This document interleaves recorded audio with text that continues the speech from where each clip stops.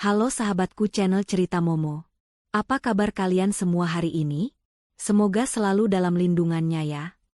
Siapkan hati dan emosi kalian, karena malam ini kita akan masuk ke dalam sebuah kisah yang menguji kesabaran dan martabat seorang istri bernama Luna. Bayangkan, 5 tahun menanti kehadiran buah hati, bukannya dukungan yang didapat, tapi cercaan pedas dari mertua. Mertua Luna dengan mudahnya menyalahkan, dasar wanita tidak berguna.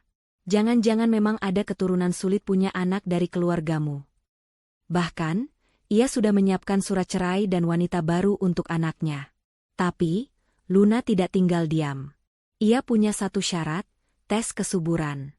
Dan hasilnya, membuat mertuanya langsung pingsan tak berdaya. Siapa sebenarnya yang bermasalah? Tonton sampai akhir di channel Cerita Momo. Yuk, sebelum kita mulai, jangan lupa ya, tekan tombol like-nya sekarang juga, subscribe ke channel Cerita Momo, dan nyalakan lonceng notifikasinya biar kalian gak ketinggalan setiap bab baru. Dan seperti biasa, absen dulu di kolom komentar. Komen nama, asal kota, dan ketik hadir. Oke, sudah siap? Langsung saja kita mulai. 5 tahun. Angka itu terasa seperti jurang tak berdasar yang menganga di antara Luna dan kebahagiaan sejati dalam rumah tangganya. Hari itu, genap 5 tahun Luna menyandang status sebagai istri dari Devano, dan genap 5 tahun pula ia berjuang melawan keheningan yang menyesakan di dalam rumah besar yang seharusnya ramai dengan tawa seorang anak. Luna selalu bersabar. Setiap pagi ia bangun dengan harapan baru, setiap malam ia berdoa dengan air mata yang hampir kering.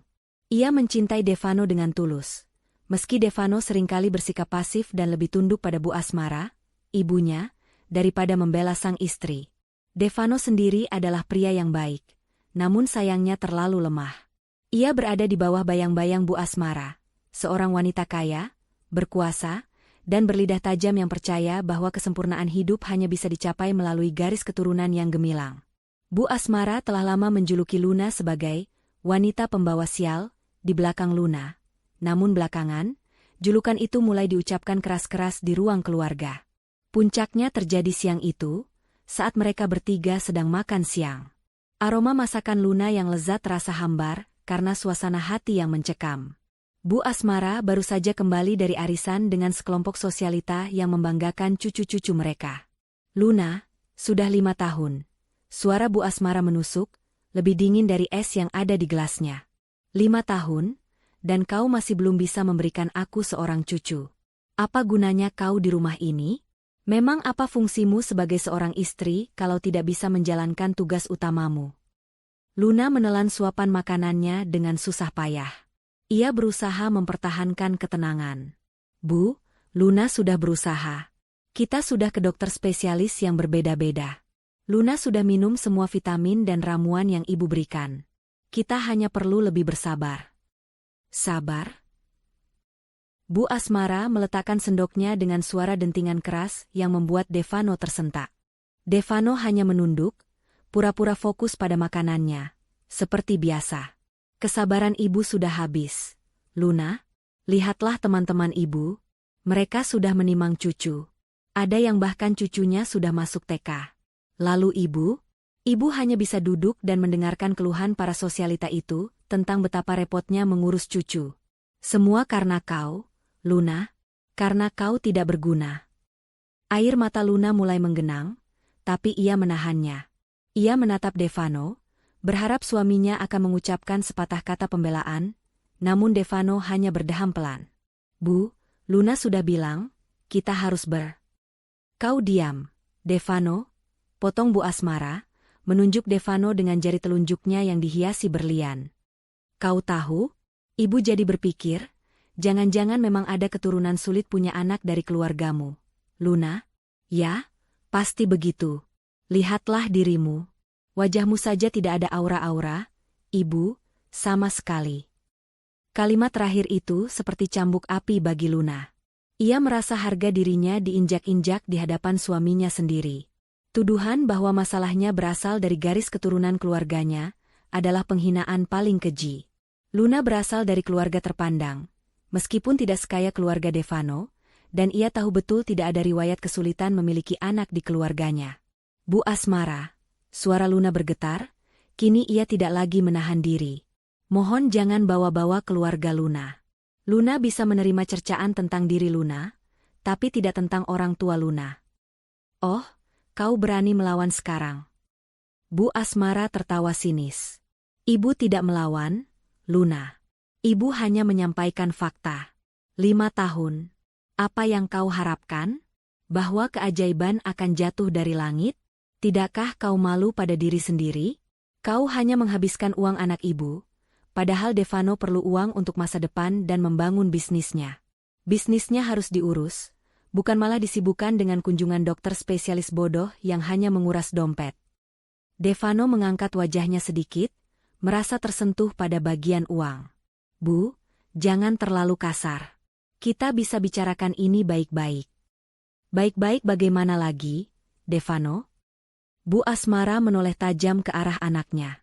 Ibu hanya ingin yang terbaik untukmu. Ibu ingin kau punya penerus. Kalau istrimu tidak bisa memberikan itu, maka ganti. Sesederhana itu. Malam harinya, setelah Bu Asmara pergi menghadiri acara amal, Devano mencoba berbicara dengan Luna di kamar. Namun, Devano tidak meminta maaf atas kata-kata ibunya, melainkan mencoba membenarkan kekhawatiran ibunya. Luna, ibu itu hanya khawatir. Dia sudah tua, dia ingin segera menimang cucu. Seharusnya kamu lebih mengerti posisinya, ujar Devano sambil membuka dasinya. Luna menatap suaminya dengan kecewa mendalam. Mengerti? Mengerti saat beliau menuduhku mandul dan menyalahkan garis keturunan keluargaku? Apa kamu tidak merasa sedikit pun terganggu, Devano? Apakah 5 tahun pernikahan kita tidak berarti apa-apa bagimu? Bukan tidak berarti, Devano menghindar, duduk di tepi ranjang. Tapi, Luna, coba kamu pikirkan. Kita sudah mencoba semua cara. Jangan-jangan memang, kita perlu memikirkan solusi lain. Mungkin, seperti kata ibu, memang ada masalah genetik dari pihakmu. Mendengar kata-kata itu keluar dari mulut suaminya sendiri, Luna merasa seluruh kekuatannya runtuh. Bukan karena ia takut pada perceraian, tetapi karena ia menyadari betapa pasif dan tidak berpihaknya Devano selama ini.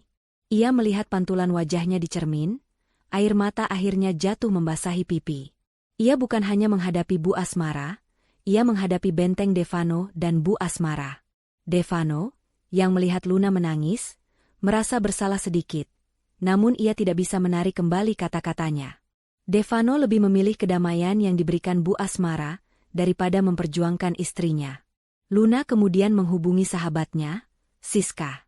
Siska adalah satu-satunya orang yang tahu seberapa besar tekanan yang dialami Luna.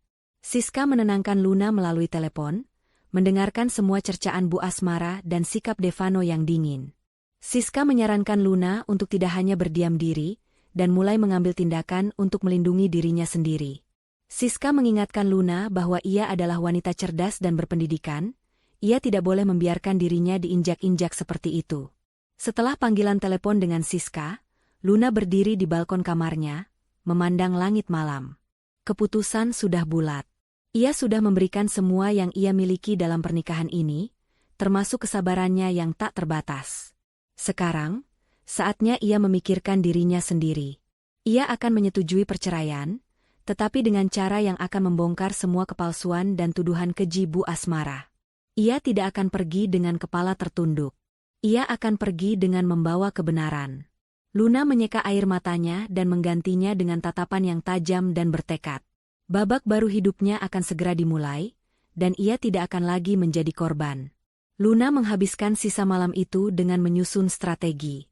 Ia membuka laptopnya, mencari informasi tentang hak-hak istri dalam perceraian, dan yang paling penting, ia mencari nama seorang pengacara handal yang terkenal tegas dan tidak takut menghadapi keluarga kaya raya. Nama Pak Jaya muncul berulang kali sebagai pilihan terbaik. Sebuah rencana besar sudah terbentuk di benaknya, dan rencana itu akan dimulai segera setelah Bu Asmara kembali menyerangnya dengan surat cerai. Luna sudah siap. Keesokan paginya, suasana sarapan terasa dingin. Bu Asmara duduk dengan ekspresi kemenangan yang kentara, sementara Devano tampak gelisah. Luna masuk ruang makan dengan penampilan yang berbeda. Ia mengenakan pakaian yang rapi, dengan wajah tanpa riasan namun memancarkan aura ketenangan yang tidak biasa. Bu Asmara langsung menyambutnya dengan serangan. Luna, ibu sudah menghubungi pengacara. Kau tidak perlu repot-repot. Surat cerai akan siap besok. Devano sudah setuju. Luna tersenyum tipis. Senyum yang membuat Bu Asmara merasa sedikit tidak nyaman. Luna mengambil tempat duduknya, meminum tehnya, dan menatap lurus ke arah Bu Asmara. Bagus, Bu. Luna setuju. Luna akan menandatangani surat cerai itu, jawab Luna dengan suara yang mantap. Devano dan Bu Asmara terkejut. Mereka menyangka Luna akan memohon dan menangis. Kau setuju? Tanya Bu Asmara, berusaha menyembunyikan keterkejutannya. Ya, Luna setuju. Tapi Luna punya satu syarat, kata Luna, menaruh cangkir tehnya di meja dengan hati-hati, menciptakan suara pelan yang menarik semua perhatian. Syaratnya sederhana. Sebelum Luna menandatangani surat itu, Devano dan Luna harus melakukan tes kesuburan sekali lagi. Di klinik yang netral, dan dilakukan secara bersamaan. Dan kita akan melihat siapa yang sebenarnya, tidak berguna, atau membawa, keturunan sulit punya anak. Wajah Bu Asmara langsung menegang. Devano membeku. Mereka tidak menyangka Luna akan mengajukan syarat yang langsung menyerang inti masalah yang selama ini mereka jadikan alasan untuk menceraikannya. Luna tahu, Bu Asmara sangat yakin bahwa masalahnya ada pada Luna, dan ia ingin Bu Asmara dan Devano merasakan bagaimana jika tuduhan itu berbalik 180 derajat. Luna tidak lagi peduli dengan pernikahan ini, ia hanya peduli pada kehormatannya. Ia harus membuktikan bahwa ia bukanlah wanita yang mandul dan tak berguna, seperti yang dituduhkan Bu Asmara. Luna ingin semua orang tahu bahwa 5 tahun cercaan yang ia terima adalah fitnah semata. Suasana di ruang makan pagi itu mendadak hening, lebih dingin daripada pendingin ruangan. Ucapan Luna tentang syarat tes kesuburan yang harus dilakukan Devano dan dirinya secara bersamaan telah menciptakan gelombang kejut yang kuat. Bu Asmara, yang terkenal selalu mendominasi, untuk pertama kalinya tampak kehilangan kata-kata. Devano sendiri hanya bisa menatap piringnya. Raut wajahnya menunjukkan perpaduan antara terkejut dan rasa tidak nyaman. Apa-apaan ini, Luna? Bu Asmara akhirnya memecah keheningan, suaranya naik 1 oktav, mencoba merebut kembali kendali. Kenapa harus ada syarat seperti itu? Kita sudah tahu, masalahnya ada padamu. Kau hanya mencari-cari alasan untuk menunda perceraian, kan? Luna mempertahankan ketenangan yang baru ia temukan. Ia menatap Bu Asmara lurus-lurus, membuat wanita tua itu sedikit gentar. Jika Bu Asmara dan Devano begitu yakin bahwa masalahnya ada pada Luna, lalu apa yang ibu takutkan? Bukankah hasil tes itu akan menjadi bukti nyata untuk menguatkan gugatan cerai Devano? Luna hanya ingin kebenaran yang mutlak, agar tidak ada penyesalan dan fitnah di masa depan. Jika hasilnya Luna yang bermasalah, Luna akan pergi tanpa menuntut sepeser pun harta Gonogini. Janji Luna untuk tidak menuntut harta Gonogini jika ia terbukti bersalah adalah umpan yang kuat. Devano dan Bu Asmara adalah orang-orang yang sangat perhitungan soal uang. Mereka selama ini khawatir Luna akan menuntut setengah harta yang mereka miliki. Bu Asmara berpikir keras.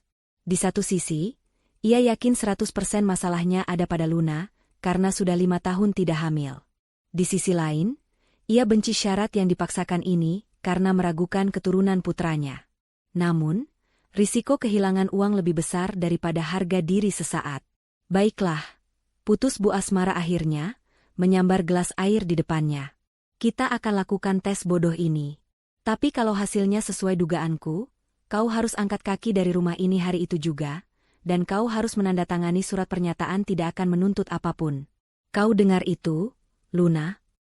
Tentu, Bu Asmara, jawab Luna dengan senyum tipis. Ia telah menang di babak pertama.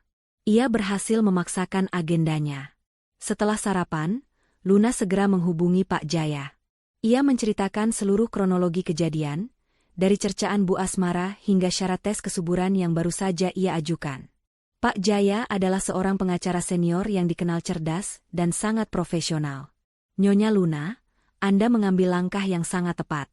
Meminta tes bersama adalah kartu as Anda. Kita harus memastikan tes ini dilakukan di lembaga independen yang kredibel, bukan di klinik langganan Bu Asmara.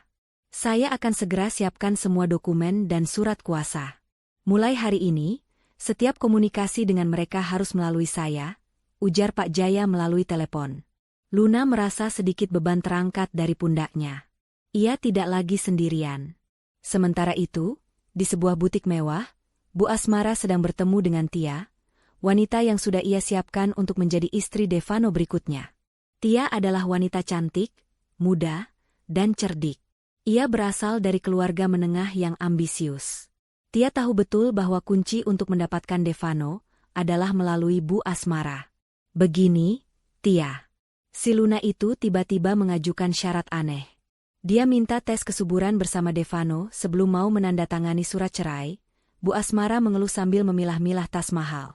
Tia tersenyum lembut, pura-pura menghibur. Oh, Tante, itu wajar. Wanita mana yang mau diceraikan tanpa perlawanan? Biarkan saja dia berlagak. Saya yakin 100%, Devano baik-baik saja. Luna hanya ingin membuktikan dirinya tidak mandul, tapi dia tidak tahu bahwa dia sedang menggali kuburannya sendiri, kan? Karena toh hasil tesnya pasti akan menguatkan posisi Tante. Bu Asmara terhibur dengan perkataan Tia. Ya, kau benar, sayang. Kau memang pintar. Ibu sudah menjadwalkan tes itu besok lusa. Ibu akan pastikan Luna menandatangani surat perjanjian tidak menuntut. Setelah itu, Devano akan segera menikahimu. Ibu tidak akan rugi banyak. Tentu, Tante, kata Tia, matanya berbinar melihat tas yang dipandang Bu Asmara. Omong-omong, Tante, tas ini sangat cocok untuk Tante pakai di acara pertunangan saya dengan Devano nanti. Bu Asmara tertawa, senang karena Tia sangat tahu cara mengambil hatinya. Ia langsung membeli tas itu untuk dirinya dan membelikan satu tas lagi yang tidak kalah mahal untuk Tia sebagai hadiah. Bu Asmara merasa Tia jauh lebih menjanjikan dan menyenangkan daripada Luna. Malam harinya, Luna kembali mendengar percakapan yang membuat hatinya mencelos. Bukan karena sakit hati, tapi karena jijik melihat sandiwara yang dimainkan di rumahnya sendiri. Saat itu ia sedang berada di dapur dan mendengar suara Bu Asmara dan Devano yang sedikit meninggi dari ruang kerja. Devano, kau jangan khawatir soal tes itu. Ibu sudah atur semuanya. Kamu hanya perlu ikut tes formalitas ini untuk membuat si Luna itu bungkam, kata Bu Asmara. Tapi Bu, bagaimana kalau ada hal lain? Tanya Devano ragu. Tidak ada hal lain. Kau anak ibu, kau sehat, kau pria. Wanita itu, Luna, yang bermasalah. Ibu sudah pastikan kau akan aman. Setelah Luna pergi, Tia akan masuk. Tia sudah ibu pastikan track recordnya, dia wanita yang sempurna untukmu. Dia muda, cantik, dan keluarganya pun ambisius. Kita butuh wanita yang bisa membawa keturunan, bukan hanya menghabiskan uang. Bu Asmara berbisik penuh intrik. Devano terdiam. Tapi Bu, Luna sudah merawat ibu selama Devano sibuk. Dan selama ini semua biaya rumah tangga yang cukup besar, termasuk uang down payment bisnis Devano, itu dari tabungan Luna. Dia tidak pernah merepotkan. Itu namanya tugas istri, Devano. Jangan cengeng. Lagi pula, uang itu bisa dicari. Jangan terbuai dengan kebaikan palsunya. Kau harus ingat, prioritas utamamu adalah ibu dan masa depan keturunanmu. Kau harus segera menceraikannya. Bu Asmara menekan. Luna yang mendengar percakapan itu hanya bisa menggelengkan kepala. Ia baru tahu bahwa uang muka untuk bisnis Devano berasal dari tabungannya sendiri. Selama ini Devano selalu mengatakan bahwa itu adalah modal dari pinjaman bank. Pengkhianatan Devano tidak hanya pada hati, tetapi juga pada materi. Luna semakin yakin bahwa keputusannya untuk bercerai adalah keputusan terbaik. Ia merasa lega bahwa ia sudah menghubungi Pak Jaya.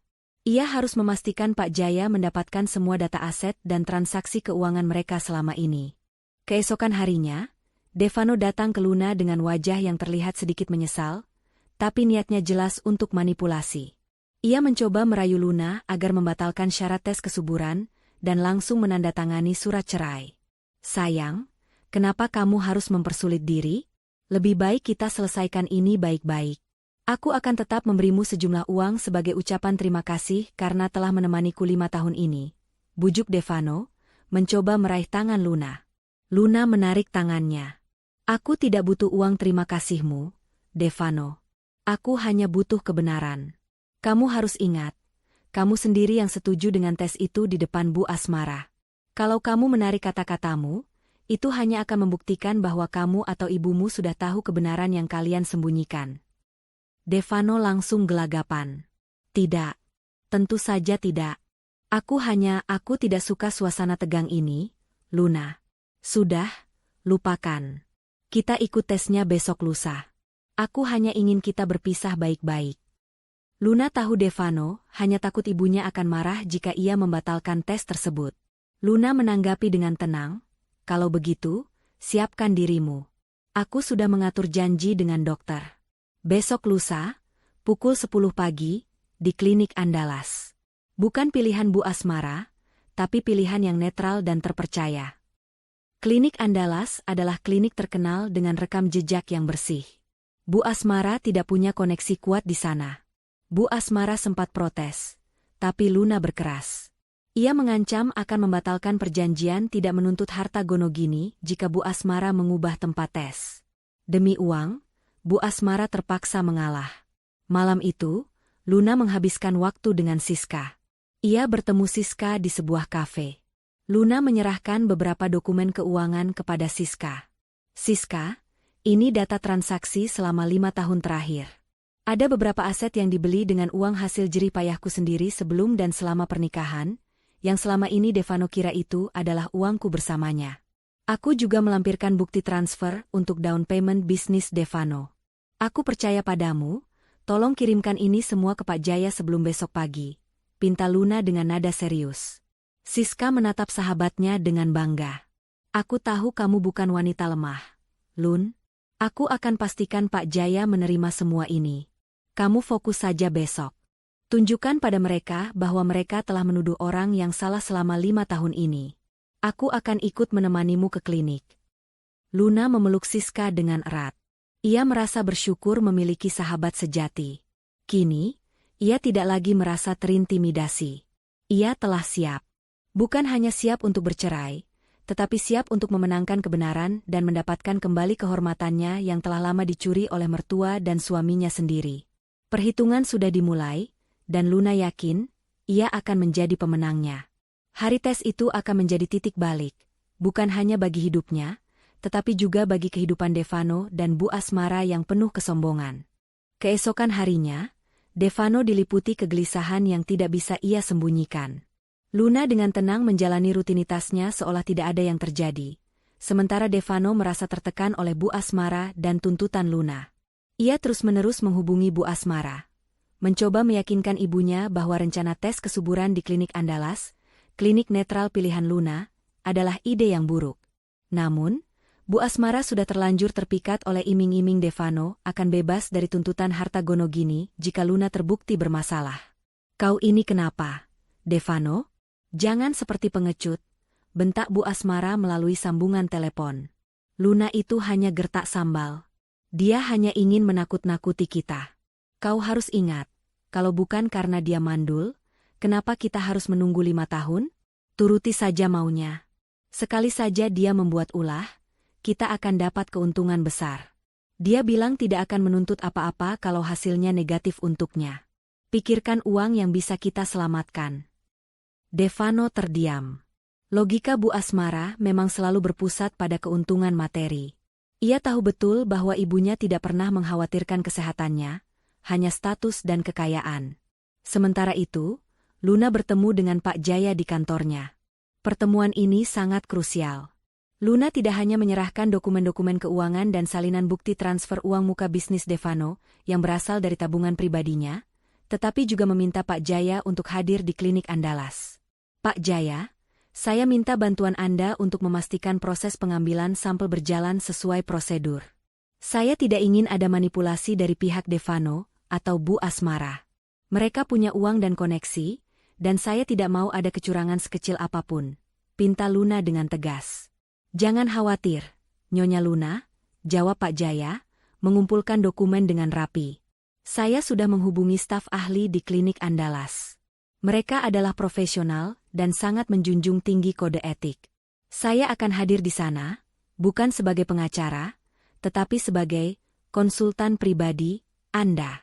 Kehadiran saya akan memberi tekanan psikologis pada Devano dan Bu Asmara. Luna merasa lega. Ia menceritakan bagaimana Devano menggunakan tabungannya untuk modal bisnis tanpa pengembalian yang jelas, dan selalu mengklaim itu adalah uangnya. Ini adalah bukti penelantaran ekonomi dan juga pengkhianatan materi. Pak Jaya menyimpulkan bahwa semua cercaan Bu Asmara dan sikap pasif Devano telah memenuhi unsur kekerasan psikis dalam rumah tangga, dan hal itu akan menjadi dasar yang kuat untuk gugatan cerai Luna nanti. Luna tidak akan hanya diceraikan. Ia yang akan menggugat cerai dengan tuntutan yang adil. Tiba hari H-tes kesuburan. Pagi itu, Devano diantar oleh Bu Asmara ke klinik Andalas. Devano mengenakan kemeja formal, namun keringat dingin membasahi punggungnya. Bu Asmara tampak mengenakan pakaian mewah dan make-up tebal, seolah ia datang untuk menghadiri acara sosialita, bukan klinik kesuburan. Kepercayaan dirinya luar biasa tinggi. Kau jangan tegang begitu, Devano. Kau pria sejati. Kau akan baik-baik saja, bisik Bu Asmara, menarik lengan Devano dengan sedikit rasa kesal. Setibanya di lobi klinik Andalas, mereka melihat Luna sudah duduk dengan tenang, ditemani oleh Siska. Di sebelah Siska, duduk seorang pria parubaya yang tampak berwibawa dan berwajah sangat serius. Pak Jaya. Bu Asmara terkejut melihat Pak Jaya. Ia tahu betul siapa Pak Jaya. Seorang pengacara handal yang terkenal suka membongkar kasus-kasus perselingkuhan dan penipuan di kalangan konglomerat. Untuk apa pengacara itu ada di sini, Luna? Seru Bu Asmara dengan nada mencurigakan, melupakan semua etika di tempat publik. Luna berdiri dengan anggun. Selamat pagi, Bu Asmara. Pak Jaya adalah konsultan pribadi saya. Beliau bertugas memastikan perjanjian kita berjalan adil dan transparan. Bukankah kita sepakat untuk fair? Pak Jaya hanya mengangguk sopan, namun tatapan matanya tajam dan menusuk, membuat Bu Asmara terdiam. Bu Asmara duduk dengan kesal di samping Devano. Ia berbisik kasar kepada Devano, lihat, dia sudah menyiapkan pengacara. Dia merencanakan sesuatu. Aku bilang juga apa, wanita ini licik. Tak lama kemudian, seorang suster memanggil nama Devano dan Luna. Mereka berdua diantar ke ruangan yang berbeda. Luna menjalani serangkaian pemeriksaan, termasuk tes darah untuk hormon dan konsultasi ringan, yang semuanya menunjukkan hasil yang baik. Luna sudah tahu ia tidak bermasalah. Ia hanya menjalani ini demi mendapatkan bukti fisik yang kuat. Sementara itu, Devano dibawa ke ruang pengambilan sampel air mani. Devano merasa sangat tertekan. Tekanan dari Bu Asmara yang sangat ingin hasilnya menyalahkan Luna, dan tekanan dari ketakutan terbesarnya. Bagaimana jika hasilnya memang buruk? Ia selalu menepis pikiran itu, yakin bahwa sebagai pria, ia pasti sehat. Namun, 5 tahun tanpa hasil juga bukan kebetulan. Devano mengalami kesulitan untuk rileks di ruangan yang dingin dan asing itu. Proses pengambilan sampelnya berjalan lambat dan sulit, menambah kecemasannya. Setelah proses pengambilan sampel selesai, staf medis menjelaskan bahwa hasil analisis akan keluar sore hari. Luna, Devano, Bu Asmara, dan Pak Jaya setuju untuk kembali pada sore hari untuk mendengarkan hasil dari dokter spesialis infertilitas. Saat menunggu hasil, Bu Asmara tidak bisa tinggal diam. Ia kembali ke rumah dan menelepon Tia. Tia, kau harus datang sore nanti ke klinik. Kau harus ada di sana untuk memberi dukungan pada Devano dan menunjukkan pada Luna bahwa tempatnya sudah digantikan. Perintah Bu Asmara. Tia, yang ambisius, dengan senang hati menyetujui. Ia melihat ini sebagai kesempatan emas untuk merayakan kemenangan Bu Asmara dan mengunci posisi Devano sebagai tunangannya. Di saat yang sama, Luna dan Siska pergi makan siang. Siska berusaha menghibur Luna. Aku sangat bangga padamu, Lun. Kamu sudah berani melawan. Kamu tidak lagi menangis. Kamu melawan dengan kepala tegak dan logika. Puji Siska. Ini bukan soal menang atau kalah. SIS. Ini soal harga diri. 5 tahun aku dihina. Ini adalah penebusan. Aku hanya ingin mereka tahu bahwa mereka telah menyakiti orang yang salah, dan fitnah itu akan berbalik menyerang mereka. Jawab Luna, matanya masih memancarkan tekad yang kuat. Luna kemudian menghubungi Pak Jaya lagi untuk memastikan satu hal. Ia meminta Pak Jaya untuk mengatur agar hasil tes Devano dan dirinya diberikan dalam amplop yang disegel dan baru dibuka di hadapan dokter dan semua pihak, termasuk Bu Asmara dan Devano. Ini adalah langkah antisipasi agar Bu Asmara tidak bisa memanipulasi hasil, meskipun Devano mungkin sudah melihat sebagian hasilnya. Sore harinya, sekitar pukul 4, lobi klinik Andalas kembali ramai. Luna kembali bersama Siska dan Pak Jaya. Devano dan Bu Asmara datang, dan kali ini, Bu Asmara membawa Tia. Tia berpenampilan mencolok, mengenakan pakaian desainer yang mahal dan tersenyum sinis ke arah Luna. Astaga, Devano. Untuk apa kau membawa wanita itu ke sini? Bisik Luna kepada Devano, nadanya tidak lagi memohon melainkan penuh kekuasaan. Dia calonku. Dia berhak tahu, jawab Devano terbata-bata, gugup karena Pak Jaya melihat tingkahnya. Bu Asmara langsung menyambar, tentu saja dia berhak.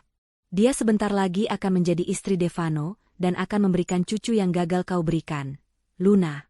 Ini namanya permulaan dari keluarga baru Devano. Kau adalah masa lalu. Tia tersenyum kemenangan, melambaikan tangannya ke Luna seolah-olah sedang menyapa bawahan. Luna membalas dengan senyum tipis. Senyum misterius yang membuat Tia dan Bu Asmara merasa sedikit jengkel.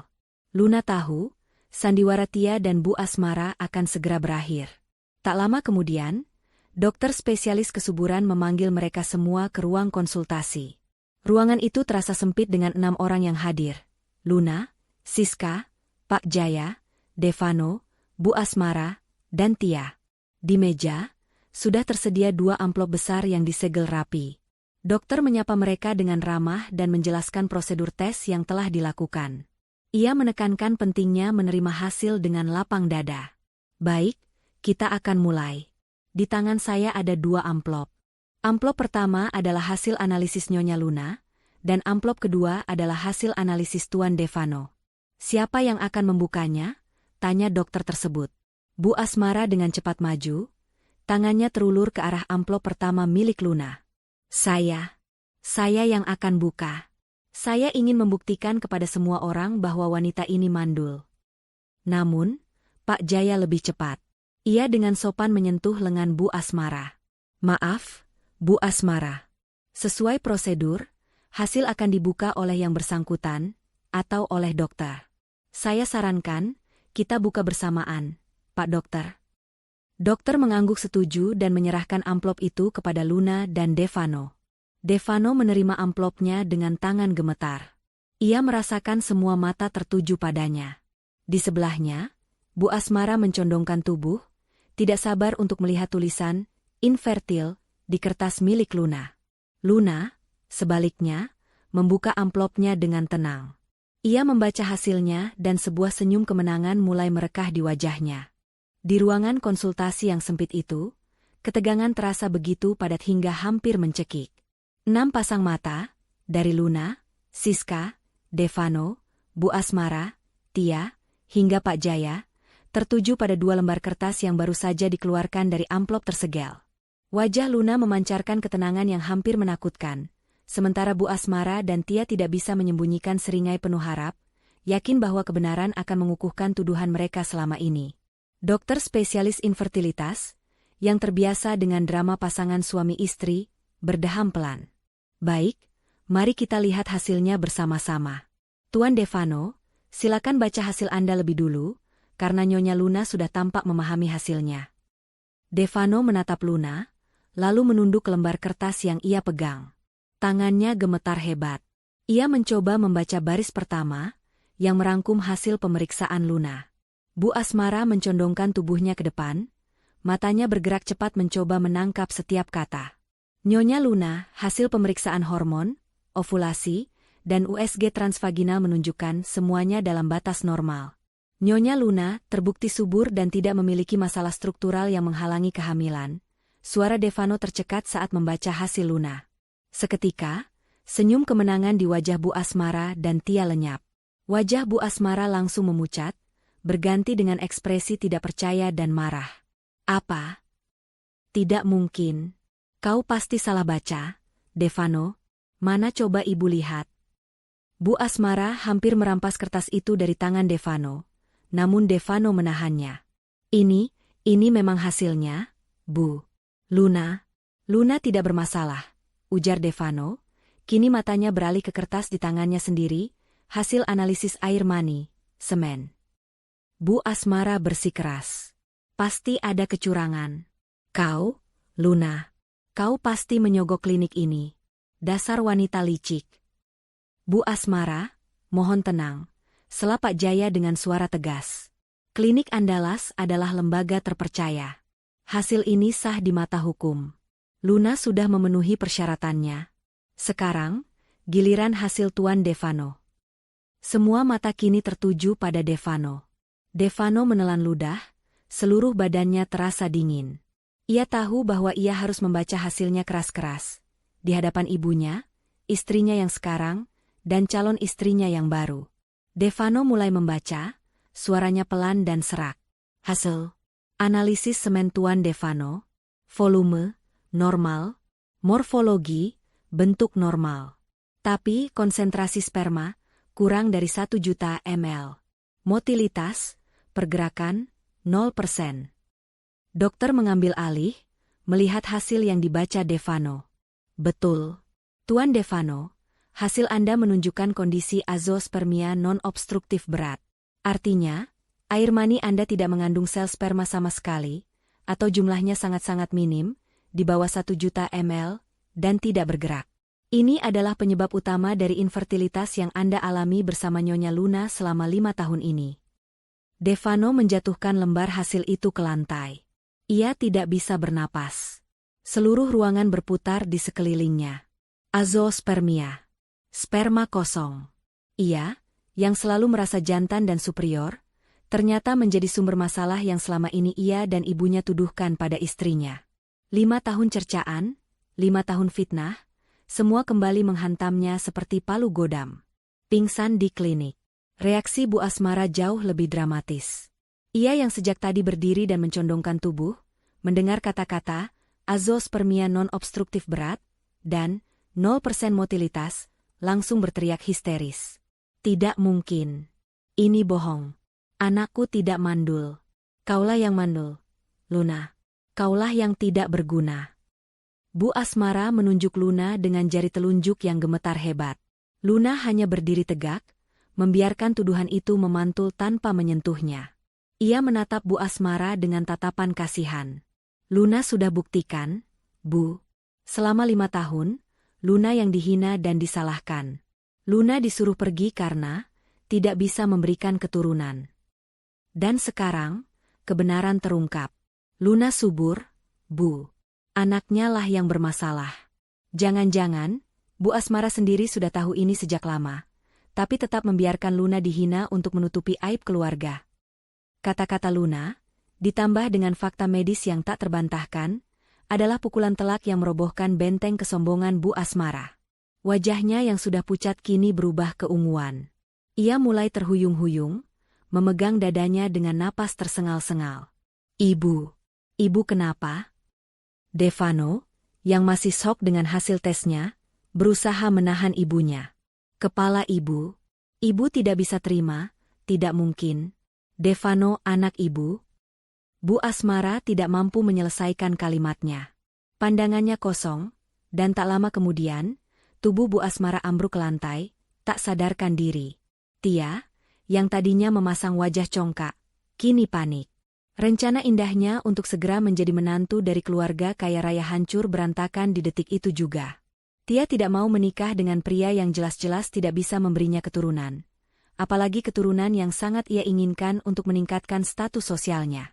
Tia melihat kekacauan ini dan menyadari bahwa ia baru saja mempertaruhkan masa depannya pada pria yang bermasalah. Ia mundur perlahan-lahan ke sudut ruangan, berusaha tidak terlibat. Dokter dan suster segera bertindak cepat. Mereka membawa Bu Asmara keluar dari ruang konsultasi untuk diberikan pertolongan pertama. Devano berdiri di sana, bingung, shock, dan dipenuhi rasa malu yang luar biasa. Ia dikelilingi oleh puing-puing kebohongan dan fitnah yang ia dan ibunya bangun. Luna pergi. Luna mengambil lembar hasil tes Devano yang jatuh, melipatnya rapi, dan menyimpannya ke dalam tasnya. Ia menoleh ke Devano yang tampak seperti patung.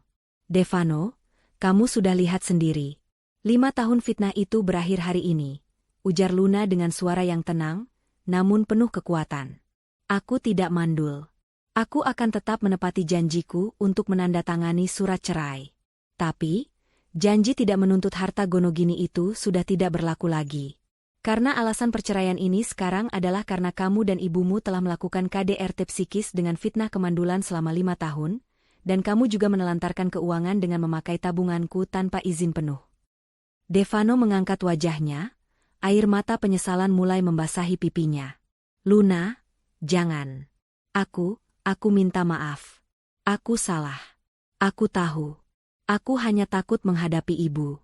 Aku mencintaimu, Luna. Kita bisa mencari solusi lain. Bayi tabung, atau adopsi. Tolong, jangan tinggalkan aku. Luna menggeleng.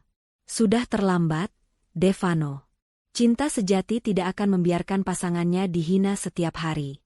Kamu memilih ibumu dan uangnya, dan hari ini kamu mendapatkan konsekuensinya. Setelah ini, urusan kita akan diselesaikan oleh pengacara. Pak Jaya akan menghubungi kamu segera. Luna menoleh ke Pak Jaya. Pak Jaya mengangguk, isyarat bahwa semuanya sudah di bawah kendali hukum. Luna berjalan mendekati Tia yang masih menyudut di ruangan itu, wajahnya pucat. Luna tersenyum getir. Tia, selamat menikmati kebahagiaan yang disiapkan Bu Asmara. Semoga kamu mendapatkan yang terbaik dari apa yang sudah kalian rencanakan. Tanpa menunggu jawaban, Luna berjalan keluar dari ruangan konsultasi itu, diikuti oleh Siska. Di luar, di koridor rumah sakit, Siska memeluk Luna. Kamu hebat, Lun. Kamu benar-benar hebat. Mereka mendapatkan balasannya hari ini, bisik Siska. Luna hanya tersenyum. Hatinya terasa ringan, seolah-olah rantai yang membelenggunya selama 5 tahun telah terlepas. Ia tidak lagi terbebani oleh gelar, wanita tidak berguna. Sekarang, ia bebas. Luna tahu, perjalanan hukumnya baru dimulai, tetapi ia sudah memenangkan pertempuran moral yang paling penting. Ia meninggalkan klinik itu dengan kepala tegak, meninggalkan Devano dan ibunya dalam kehancuran reputasi dan hati. Setelah drama di klinik Andalas, Devano membawa Bu Asmara pulang dalam keadaan masih shock dan membutuhkan waktu lama untuk pulih sepenuhnya dari pingsannya. Kehancuran psikis dan rasa malu yang diderita Bu Asmara jauh lebih parah daripada gangguan fisik.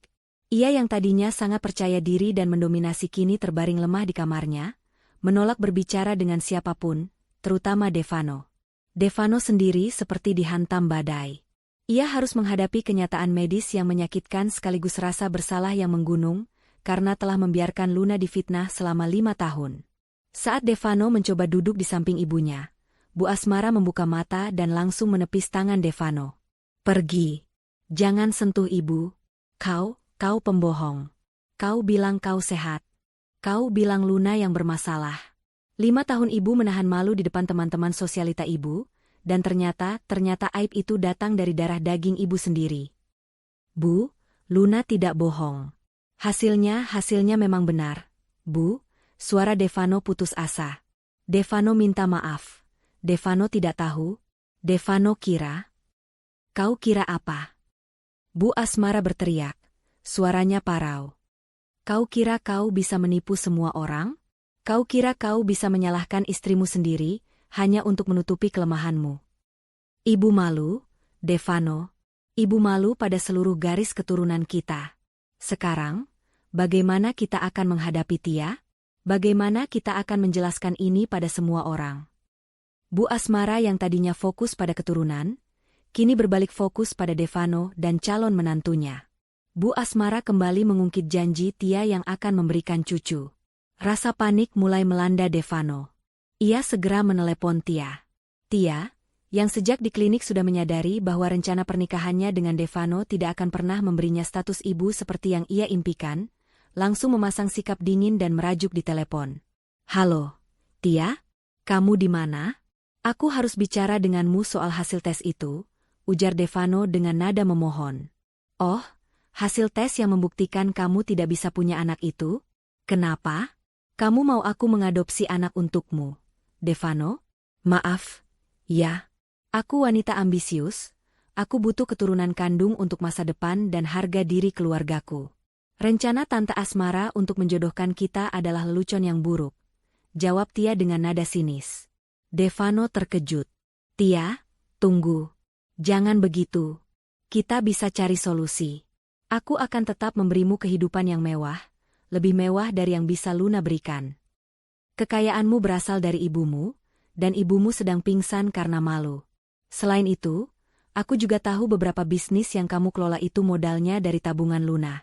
Luna sudah menghubungi pengacara terkenal, Pak Jaya, Devano. Sebentar lagi, kamu dan ibumu akan menghadapi masalah finansial yang jauh lebih besar daripada masalah kesuburan ini. Aku tidak mau terlibat dalam kehancuran. Tia membentak Devano, lalu menutup telepon tanpa memberi kesempatan Devano bicara lagi. Devano menjatuhkan ponselnya ke lantai. Kehancuran datang dari segala arah. Istri yang sudah pergi, ibu yang histeris dan sakit, dan calon istri yang meninggalkannya karena ia tidak sempurna sebagai pria. Ia merasa sendirian dan dikhianati. Sementara kekacauan terjadi di rumah Devano, Luna menjalani kehidupannya dengan langkah ringan. Ia dan Siska menghabiskan hari itu di rumah baru yang telah Luna siapkan sejak lama. Rumah itu dibeli Luna dengan uangnya sendiri, jauh dari pantauan Bu Asmara, sebagai aset cadangan jika terjadi sesuatu pada pernikahannya. Luna adalah wanita yang cerdas dan visioner. Ia selalu menyiapkan rencana B. Malam harinya, Luna kembali menghubungi Pak Jaya. Pak Jaya, Devano dan ibunya pasti sudah panik. Luna tidak ingin menunda.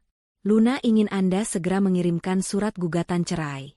Dan tolong, tekankan bahwa alasan gugatan itu adalah KDRT psikis karena fitnah kemandulan selama 5 tahun, serta penelantaran ekonomi, instruksi Luna. Sesuai perintah, Nyonya Luna. Semua dokumen sudah saya siapkan.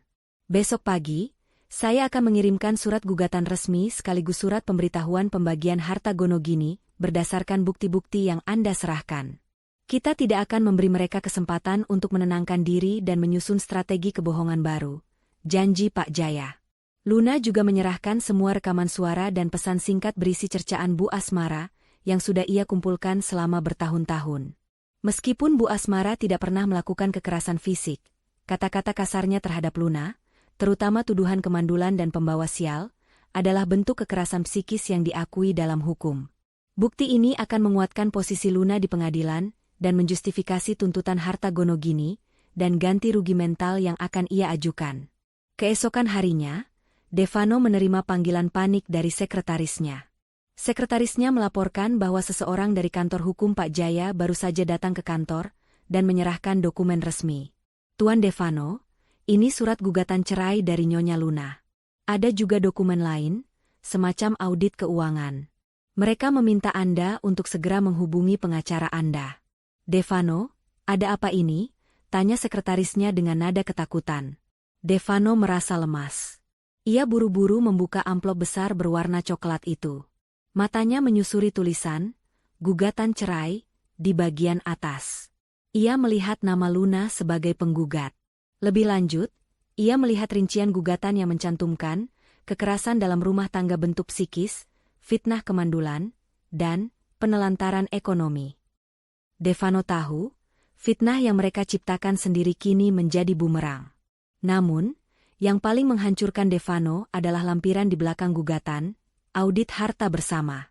Pak Jaya mencantumkan semua detail aset yang diperoleh selama pernikahan, dan yang paling membuat Devano terkejut adalah klaim atas down payment, DP, bisnisnya yang selama ini ia kira didapatkan dari pinjaman bank yang ia urus, ternyata adalah murni dari tabungan pribadi Luna.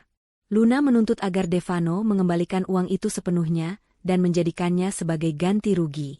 Jika Devano tidak bisa mengembalikan uang itu dalam jangka waktu yang ditentukan, Pak Jaya mengancam akan melakukan pembekuan aset bisnis Devano. Devano merasakan dunia benar-benar runtuh. Bisnis yang ia banggakan, yang ia gunakan untuk memamerkan kejayaannya di hadapan Luna, ternyata didirikan di atas pengorbanan Luna sendiri, dan sekarang akan dihancurkan oleh kebenaran itu. Ia segera menelepon Bu Asmara. Bu, gawat, Luna menggugat cerai. Dia pakai Pak Jaya. Dia menuntut semua uang DP bisnis Devano. Kalau Devano tidak bayar, mereka akan membekukan aset kantor. Bu Asmara, yang baru saja bisa duduk tegak, langsung melonjak dari tempat tidurnya, melupakan rasa malunya. Apa? Beraninya wanita itu. Dia tidak bisa melakukan itu. Itu uang kita. Uang keluarga. Tidak, Bu. Itu uang tabungan Luna. Dia punya bukti transfernya. Kita harus segera cari pengacara yang lebih baik dari Pak Jaya. Devano berteriak panik.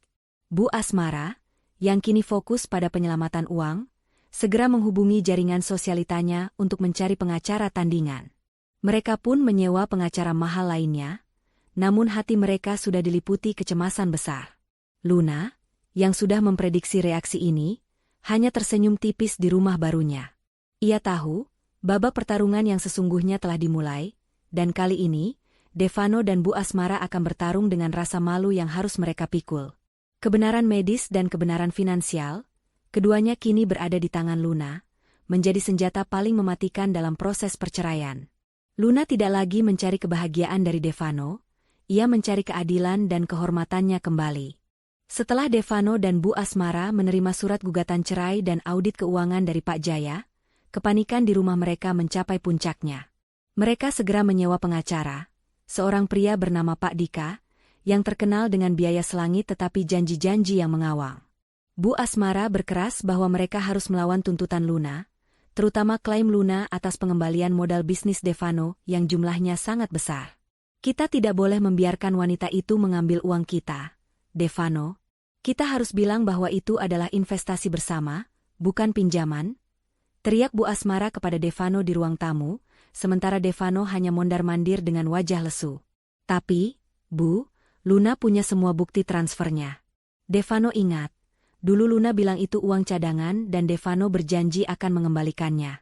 Kita tidak pernah membuat perjanjian tertulis tentang investasi bersama. Devano frustrasi. Persetan dengan janji.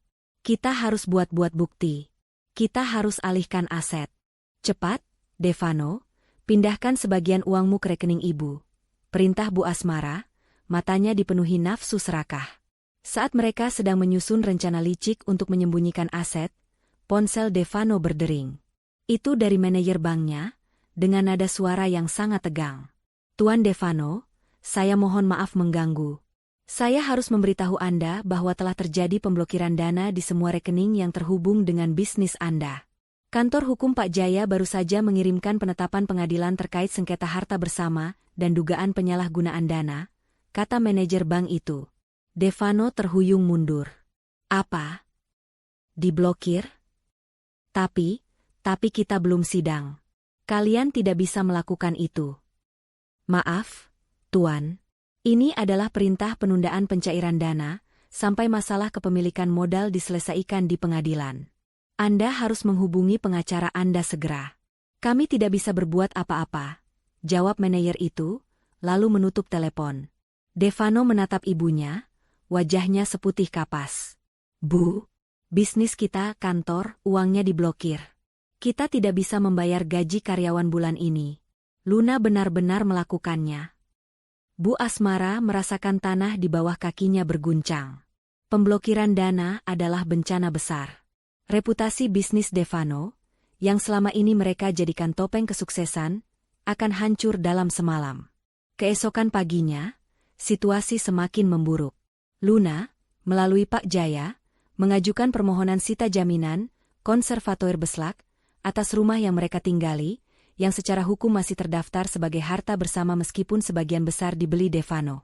Namun, Pak Jaya berargumen bahwa rumah itu adalah aset yang nilainya harus dijamin untuk menutupi tuntutan finansial Luna, terutama jika Devano tidak mampu mengembalikan modal bisnis Luna. Pukul 10 pagi, sebuah mobil hitam mewah berhenti di depan rumah Devano. Dari dalamnya, turunlah Pak Jaya dengan setelan jas mahal, ditemani oleh 2 orang jurusita pengadilan. Mereka langsung menuju gerbang rumah Devano. Bu Asmara yang melihat dari jendela, merasa jantungnya berhenti berdetak. Ini adalah kehinaan yang tidak pernah ia bayangkan. Penyaritaan di depan tetangga. Ia segera memerintahkan Devano untuk tidak membuka pintu. Jangan buka, Devano. Jangan biarkan mereka masuk. Ini rumah kita, desis Bu Asmara. Namun, jurusita memiliki surat perintah resmi. Mereka mengetuk dengan keras, dan karena tidak ada jawaban, mereka mulai berbicara melalui pengeras suara. Kepada Tuan Devano dan Bu Asmara, kami dari Pengadilan Negeri Agama. Kami datang untuk melaksanakan penetapan sita jaminan atas objek sengketa harta ini. Mohon kerjasama Anda untuk membuka pintu. Suara itu bergema di seluruh lingkungan perumahan elit tersebut. Tetangga-tetangga yang penasaran mulai keluar, berbisik-bisik, dan mengambil foto. Skandal ini jauh lebih memalukan daripada gosip kemandulan. Devano, yang tidak ingin menimbulkan keributan besar, akhirnya membuka pintu dengan wajah tertunduk. Pak Jaya masuk dengan percaya diri, membawa dokumen-dokumen. Tuan Devano, kami hanya menjalankan tugas. Ini adalah salinan penetapan sita jaminan yang diajukan Nyonya Luna. Anda dan Bu Asmara masih boleh menempati rumah ini, namun Anda dilarang untuk menjual, mengalihkan, atau menjaminkan aset ini sampai keputusan pengadilan memiliki kekuatan hukum tetap. Sita jaminan itu adalah pukulan telak. Devano dan Bu Asmara bukan hanya kehilangan kendali atas aset mereka, tetapi juga martabat di mata tetangga. Bu Asmara keluar dari rumah, mencoba mempertahankan sisa-sisa harga dirinya. Pak Jaya, ini penghinaan. Istri saya. Anda jangan seenaknya. Ini rumah anak saya, teriak Bu Asmara, suaranya bergetar karena amarah dan rasa malu. Bu Asmara, balas Pak Jaya dengan nada tenang dan profesional. Luna sudah memberikan kesempatan. Anda dan Tuan Devano telah melakukan kekerasan psikis dan penelantaran ekonomi terhadap klien saya. Kami hanya meminta keadilan. Semua ini akan selesai jika Tuan Devano mengembalikan modal bisnis Nyonya Luna dan mengakui fitnah yang telah dilontarkan. Devano merasa lemas. Ia tidak punya uang tunai sebanyak itu lagi karena dananya diblokir. Bisnisnya terancam bangkrut karena tidak bisa beroperasi. Luna tidak hanya menuntut cerai, ia juga melumpuhkan Devano secara finansial. Di tempat lain, Luna dan Siska membaca berita tentang penyitaan jaminan itu di grup perumahan. Luna tidak merasa senang, tetapi ia merasa damai. Ia mendapatkan kembali rasa hormatnya. Gila, Lun. Aku tidak menyangka Pak Jaya secepat ini bertindak. Seluruh perumahan heboh, kata Siska, terkejut. Aku tidak mau mereka menjual atau mengalihkan aset itu sebelum kita sidang. Mereka licik, SIS. Aku harus melindungi diriku, jawab Luna. Luna kemudian menerima telepon dari Pak Jaya. Nyonya Luna, sita jaminan sudah dieksekusi. Pihak Devano sekarang benar-benar tertekan. Mereka pasti akan menghubungi Anda untuk meminta damai.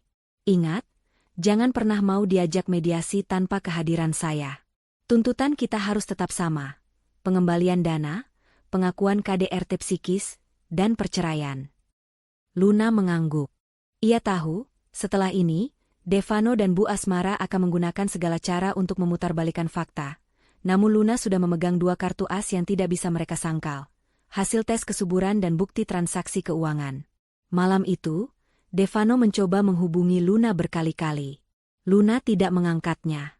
Devano mengirimkan pesan panjang lebar berisi permohonan maaf yang berapi-api, penyesalan, dan janji-janji manis untuk berubah dan memperbaiki semuanya. Pesan Devano, Luna, aku mohon. Aku tahu aku salah.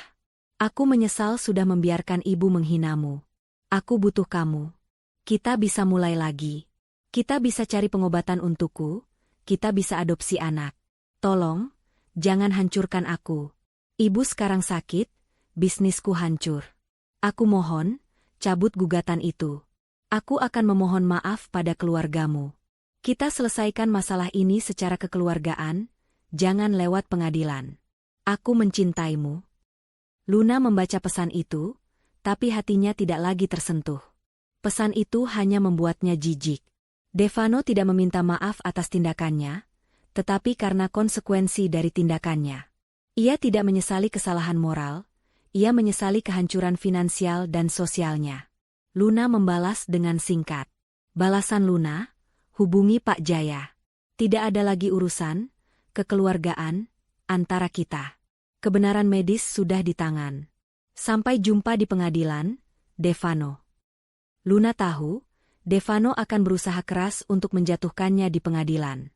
Namun, ia juga tahu, semua kebohongan dan sandiwara yang mereka ciptakan sendiri kini telah menjadi senjata terkuat di tangan Luna. Babak perebutan aset dan harga diri telah dimulai, dan kali ini, Luna tidak akan pernah mengalah. Setelah penyitaan jaminan dan pemblokiran rekening, Devano dan Bu Asmara terpaksa menghabiskan waktu berminggu-minggu dalam ketidakpastian finansial. Bu Asmara yang biasanya menghabiskan waktu dengan arisan dan shopping kini, hanya bisa bersembunyi di rumah. Malu karena semua tetangga sudah mengetahui skandal penyitaan dan alasan perceraian. Pengacara mereka, Pak Dika, tidak bisa berbuat banyak karena bukti-bukti Luna, terutama hasil tes kesuburan yang menunjukkan Devano bermasalah, sangat kuat. Tibalah hari sidang perceraian perdana. Ruang sidang dipenuhi aura tegang. Luna datang didampingi oleh Pak Jaya dan Siska, tampil sederhana namun berwibawa. Di sisi lain, Devano dan Bu Asmara datang bersama Pak Dika. Bu Asmara memasang wajah yang sangat masam, penuh kebencian yang tertahan. Sidang dimulai dengan agenda mediasi, yang tentu saja gagal total. Devano mencoba berakting menyesal dan memohon di depan mediator, meminta Luna kembali dan menarik gugatan. Luna, aku sungguh menyesal. Aku minta maaf atas semua yang telah ibu katakan. Kita bisa mulai dari awal. Kita masih bisa punya anak, Luna. Aku janji akan berubah, ujar Devano, mencoba meraih simpati. Luna menatapnya dingin. Devano, penyesalanmu terlambat. Kamu sudah mengizinkan ibumu menghinaku selama 5 tahun. Kamu membiarkan kehormatanku diinjak-injak atas dasar kebohongan yang kini terbukti mutlak.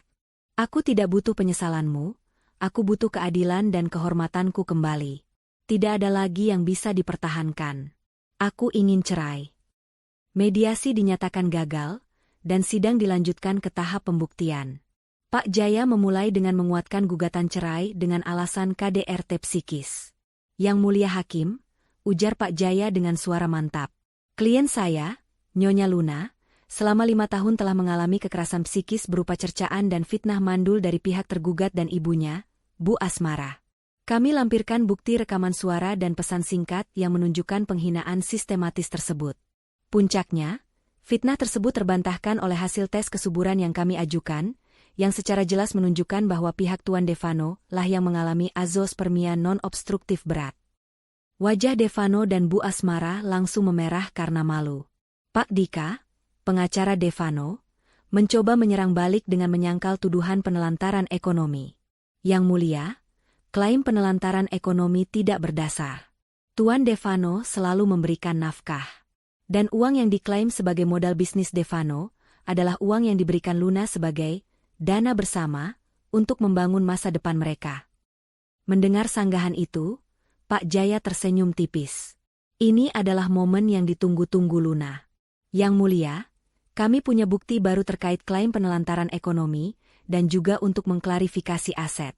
Pihak Devano mengklaim bahwa Luna hanya seorang ibu rumah tangga biasa dan tidak berhak atas tuntutan finansial besar. Tapi fakta sebenarnya tidak demikian, kata Pak Jaya. Pak Jaya kemudian menyerahkan dokumen tebal kepada hakim dan pengacara Devano.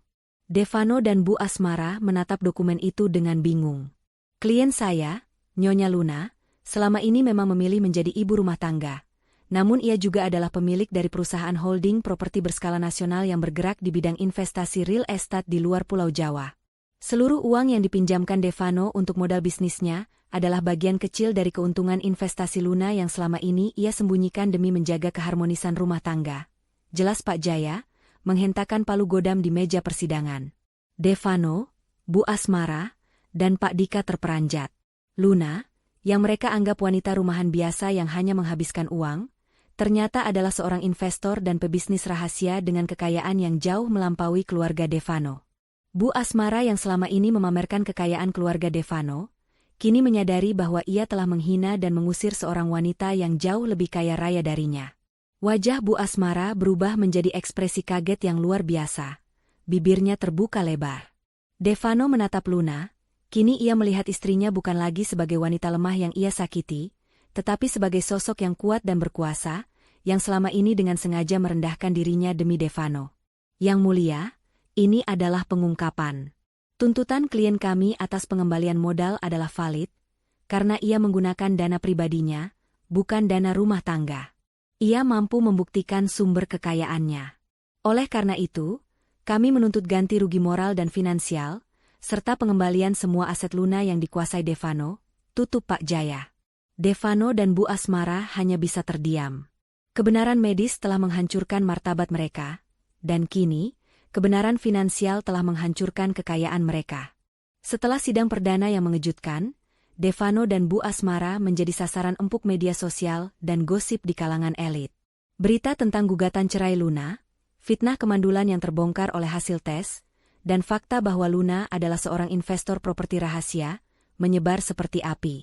Reputasi Bu Asmara di lingkaran sosialita hancur lebur. Ia dihindari, dicibir, dan tidak lagi diundang ke acara-acara penting. Bu Asmara menyalahkan Devano sepenuhnya. Ini semua salahmu, Devano.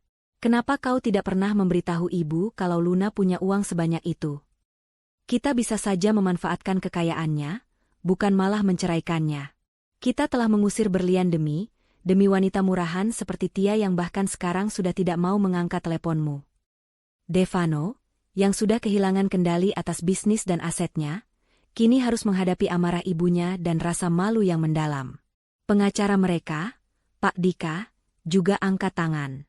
Ia menyarankan Devano untuk segera berdamai, karena bukti-bukti Luna terlalu kuat, baik bukti medis, bukti transaksi, maupun bukti KDRT psikis.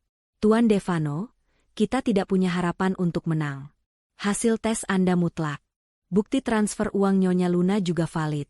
Saran saya, segera temui Nyonya Luna dan negosiasi secara langsung. Berikan semua yang dia minta, agar kita bisa mencabut gugatan KDRT psikis. Itu yang paling berbahaya, desak Pak Dika.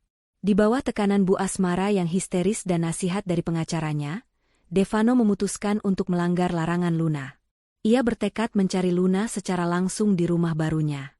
Devano tahu alamat itu dari Devano, diam-diam mengikuti Luna saat ia pindah.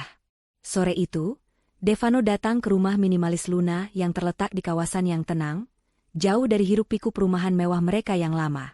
Devano membunyikan bel berkali-kali. Siska, yang kebetulan sedang menemani Luna, membuka pintu dan terkejut melihat Devano berdiri di sana dengan wajah berantakan. Devano, ada urusan apa kamu kesini? Luna tidak mau bertemu denganmu, ujar Siska tegas, mencoba menghalangi pintu. Siska, tolong, aku harus bicara dengan Luna. Ini urusan hidup dan mati bagiku dan ibu, Devano memohon, mencoba menyelinap masuk. Luna muncul dari dalam, mengenakan pakaian santai namun memancarkan aura seorang wanita karir yang sukses dan berkuasa. Aku sudah bilang, Devano, semua urusan lewat Pak Jaya, kata Luna tanpa emosi. Luna, aku mohon. Aku bersujud padamu. Devano benar-benar berlutut di depan pintu, membuat Luna terkejut. Aku mohon. Tarik tuntutan KDRT psikis itu. Aku akan kembalikan semua uangmu. Aku akan memberimu setengah dari semua aset yang kita miliki. Aku hanya tidak mau ibu sampai di penjara karena KDRT psikis. Ibu sedang sakit, Luna. Biarkan kami menjaga sisa reputasi ini. Melihat Devano yang berlutut di depannya, mantan suaminya yang angkuh kini harus memohon. Luna tidak merasa senang, hanya rasa kasihan yang hambar. Kamu seharusnya memikirkan kehormatan dan perasaanku saat kamu dan ibumu mencaci maki aku. Devano, kata Luna dengan nada pelan namun tajam. Kamu tidak memikirkan reputasiku saat kamu bilang aku pembawa sial dan mandul di depan banyak orang. Dan kamu baru menyesal setelah semua kekayaan dan reputasimu terancam. Devano mengangkat wajahnya, air mata mengalir. Aku tahu aku pantas mendapatkan ini. Tapi ibu tidak. Dia sudah tua. Luna, kita sudah menikah 5 tahun. Tolong, lupakan saja tuntutan KDRT itu. Aku akan menandatangani semua dokumen cerai dan pembagian harta sesuai maumu. Luna menoleh ke Siska, lalu kembali menatap Devano. Ia tahu, Devano hanya takut ibunya terkena hukuman penjara dan denda karena terbukti melakukan KDRT psikis. Baik, Devano. Aku akan mempertimbangkan permintaanmu, kata Luna, membuat Devano sedikit lega. Tapi dengan satu syarat lagi. Datang ke sidang selanjutnya. Akui semua kebohongan dan fitnah yang telah kamu dan ibumu katakan di depan hakim dan semua orang. Aku ingin pemulihan namaku secara resmi. Devano mengangguk cepat. Ia rela melakukan apapun asalkan ibunya tidak tersentuh hukum pidana. Ia tahu, mengakui kebohongan di persidangan akan menjadi puncak rasa malu, tetapi itu adalah harga yang harus ia bayar untuk membebaskan ibunya. Luna mengakhiri pertemuan itu dengan segera menutup pintu, meninggalkan Devano di luar. Luna sudah mendapatkan apa yang ia inginkan, pengakuan dan harga diri, serta asetnya kembali. Sidang perceraian dilanjutkan dengan agenda mendengarkan pengakuan dan pembacaan tuntutan akhir. Bu Asmara tidak diizinkan hadir karena kondisi kesehatannya yang semakin memburuk akibat tekanan mental dan finansial, namun Devano harus hadir, membawa beban permintaan ibunya untuk menyelamatkan sisa reputasi mereka. Di dalam ruang sidang, atmosfernya jauh lebih tenang dibandingkan sidang sebelumnya, namun terasa mencekam. Hakim memberikan kesempatan kepada Devano untuk memberikan pernyataan terakhirnya. Devano berdiri. Wajahnya pucat, matanya sembab. Ia menatap Luna yang duduk di samping Pak Jaya, dan untuk pertama kalinya, Devano melihat Luna sebagai korban sejati dari keegoisannya.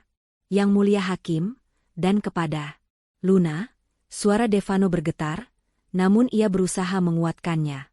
Saya, Devano, mengakui semua kesalahan dan kebohongan yang telah saya lakukan.